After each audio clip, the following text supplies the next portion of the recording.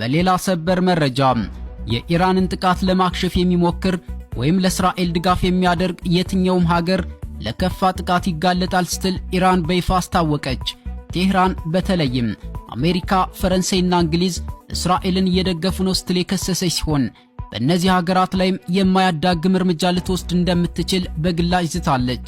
ከዚህ አልፎም በገልፍ ሀገራት የሚገኙ የአጋሮቿን የጦር ሰፈሮችና የጦር መርከቦች እንደምትወድም በድፍረት አስጠንቅቃለች።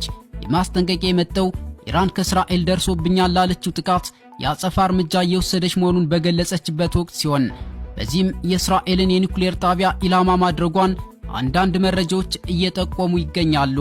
የኢራን ጥቃት እንዲቆም በጥብቅ የጠየቀችው እስራኤል ጥቃቶች በዚህ ከቀጠሉ ቴህራን ትቃጠላለች በማለት ከዚህ በፊት ከነበሩት ሁሉ የከፋውን የማስጠንቀቂያ ቃል አስተላልፋለች።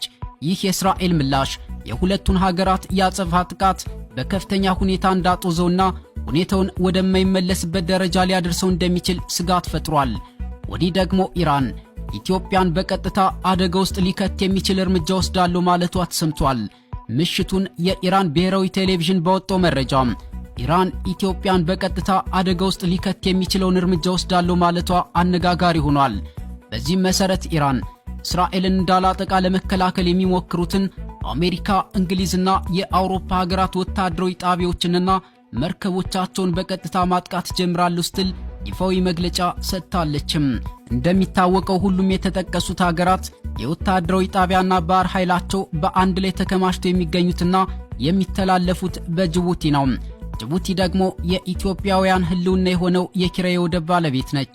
ኢራን እንዳለችውም ጅቡቲን በቀጥታ የጦር ቀጠና የምታደርጋት ከሆነ ቀዳሚ ተጎጂ ሀገራችን ኢትዮጵያ ነች። ጉዳዩም እጅግ አሳሳቢ ሆኖ እየታየ ይገኛል።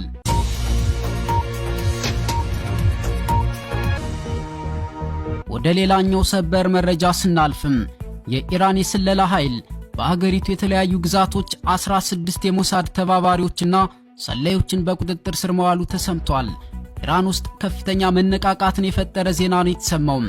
የሀገሪቱ የመረጃ አገልግሎት ባካሄደው የተቀናጀ ሰፊ ዘመቻ ከእስራኤል የስለላ ድርጅት ሞሳድ ጋር ቀጥተኛ ግንኙነት አላቸው የተባሉ 16 ግለሰቦችን በተለያዩ የሀገሪቱ ክፍሎች በቁጥጥር ስር መዋሉን ዛሬ በይፋ አስታውቋል።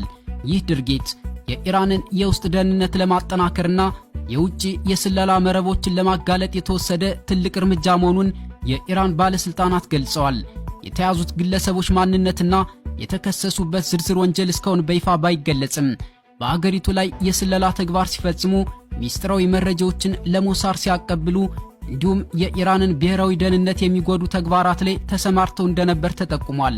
የኢራን መረጃ ተቋማት ምርመራውን አጠናክረው እንደሚቀጥሉና ከጀርባ ያሉ ሌሎች ተባባሪዎችንም ለሕግ ለማቅረብ እንደሚሰሩ አስታውቀዋል።